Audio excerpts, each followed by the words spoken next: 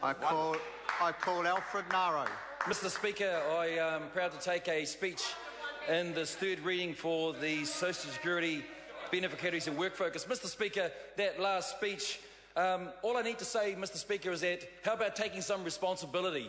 I know, Mr. Speaker, that I've been in a meeting at NZEI last year where that member pointed at me, Mr. Speaker, and said this, that member is part of a government that's the responsibility of poverty, there's the responsibility of underachievement, there's all the responsibility. But Mr. Speaker, that member and that government, that party there did not take responsibility for its issues. Mr. Speaker, here's some evidence of this. In the Dominion Post editorial, 29th of February 2012, this is what it was written. They would have been appalled, that's the pioneers, by the thought of thousands of perfectly healthy adults spending more than a decade on the dole and thousands more 16 and 17-year-olds being paid to sit around and do nothing. And here's the bit that Mr. Prasad should listen to. Critics who have branded the reforms nasty or claim that they spell the end of the welfare state as we know it have either not studied the detail or are deliberately misrepresenting the facts. So here are the facts. As we know it. 75 years ago, so the Social Security Act of 1964. So let me just remind Mr. Prasad and Mr. Seol, this is what the principle in 1B says. Work in paid employment offers the best opportunity for people to achieve social and economic well-being. What have we changed? Absolutely nothing. We've stood on the foundation that was clearly established that work provides the best opportunities for our families, for our communities and for our children. Read the detail. Problem is, you haven't read the bill. So you keep arguing, but the truth is, here's the facts. Stand on this.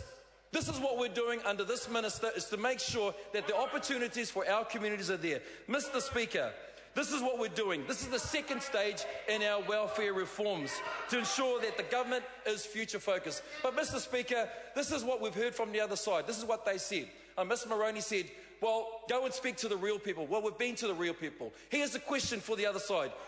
When was the last time you were in a work and income office? When was the last time you actually sat with a family?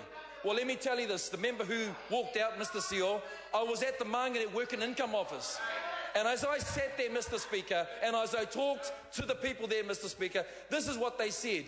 That yes, there are opportunities. What we're hearing, our clients that are coming in are saying is this.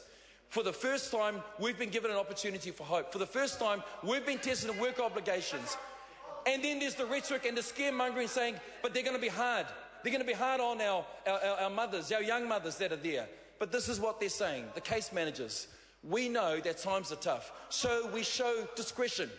We show discretion. Mr. Speaker, it's not the scaremongery that we heard from the other side. It's not the doom and gloom. Instead, Mr. Speaker, while I was there, they rang the bell, Mr. Speaker. That's right. Ring the bell. Ring the bell. Why? Because when they ring the bell, everyone stands up and they clap, Mr. Speaker, because someone has found full-time employment. And they give them a chocolate fish. So guess what? We're ringing the bell on opportunities for our young people. We're ringing the bell for those who've been in long-term dependency. We're ringing the bell for opportunity. Mr. Speaker, this is a bill that's making a difference. I commend this bill to the House. Proud to go out into my community, to my families, to our people, and stand side by side with this bill to look for the opportunities. Ring the bell, Mr. Speaker. I understand the next call is a split call. Call Phil Twyford. Thank you, Mr. Speaker. Yes, indeed, ring the bell. Give that member a chocolate fish and please, please make him sit down.